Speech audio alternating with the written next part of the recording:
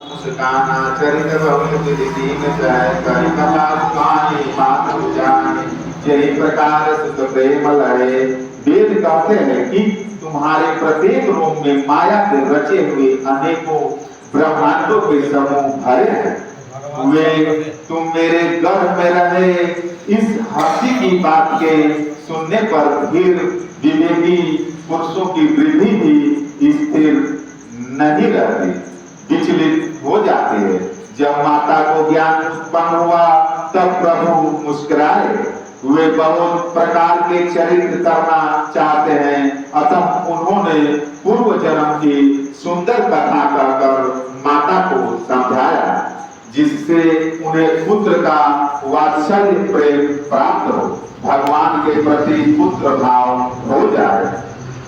माता मुनि बोली सोमति लोलित जमतात यह रूपा की जय शिशुला अति प्रियशीला यह सुख परम अनुपा सुनि वचन सुजाना रोदन ठाना होई बालक सुरभूपा यह चरित जे गावहि हरिपद पावहि न पर निभव पूपा।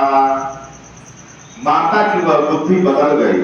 तब वह फिर बोली, हे दास, यह रूप छोड़कर अत्यंत प्रिय बाल लीला करो, मेरे लिए यह सुख परम अनुपम होगा।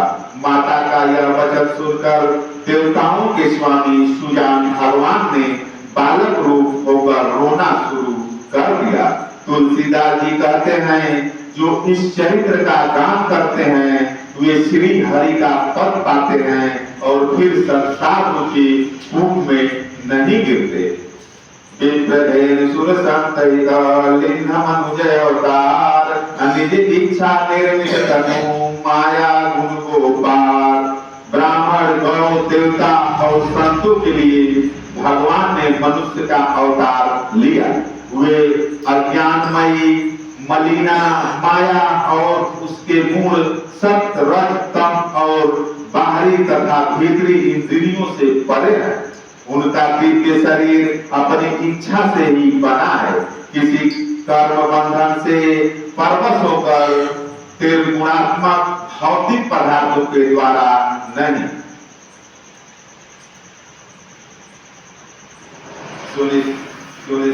शिशुद्रोदन परम प्रियवाणी असंभ्रम चली आई तब रानी परसित जाता थाई दासी आनंद मगन सकल पुरवासी।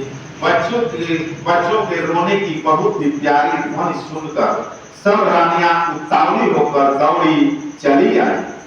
दासियां हर्षित होकर जहां तहां दौड़ी। सारे पुरवासी आनंद में मग्न हो गए। दशरथ पुत्र जगम सुनिकाना मानव ब्रह्मानंद समाना परम प्रेम सब पुलक शरीरा चाहत उठन करत मति धीरा।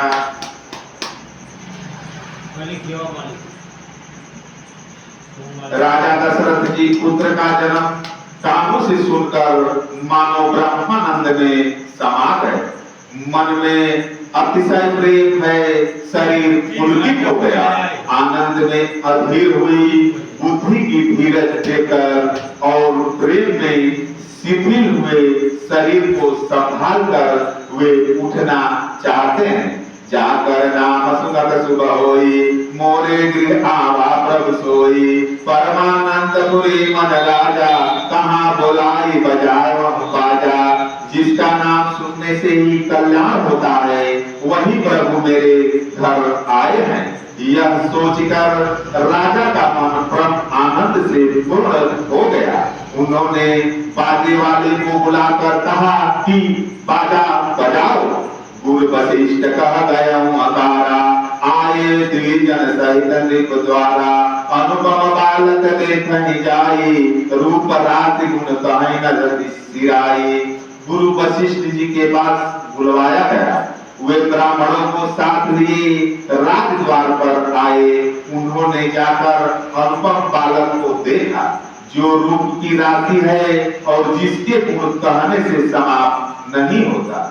नंदी सुख सराद करी जात करम सब कीन आहाटक धेनु बसन मनी नृप दिन। फिर राजा ने नंदी मुख श्राद्ध करके सब जात कर्म संस्कार आग दिए और ब्राह्मणों को सोना गौ वस्त्र और मणियों का दान दिया। ध्वज ध्वज पताक तोरण पुरछावा कहीं न जाई जई भांति बिनावा सुमन वृष्टि आकाश ते होई ब्रह्मानंद मगन सब लोई। ध्वजा पताका और तोरणों से नगर छा गया। जिस प्रकार से वह सजाया गया उसका तो वर्णन नहीं हो सकता। आकाश से फूलों की वर्षा हो रही है। सब लोग ब्रह्मानंद में मग्न है। वृंद वृंद मेरी चली लुगाई सहज शिकार किए उठिदा।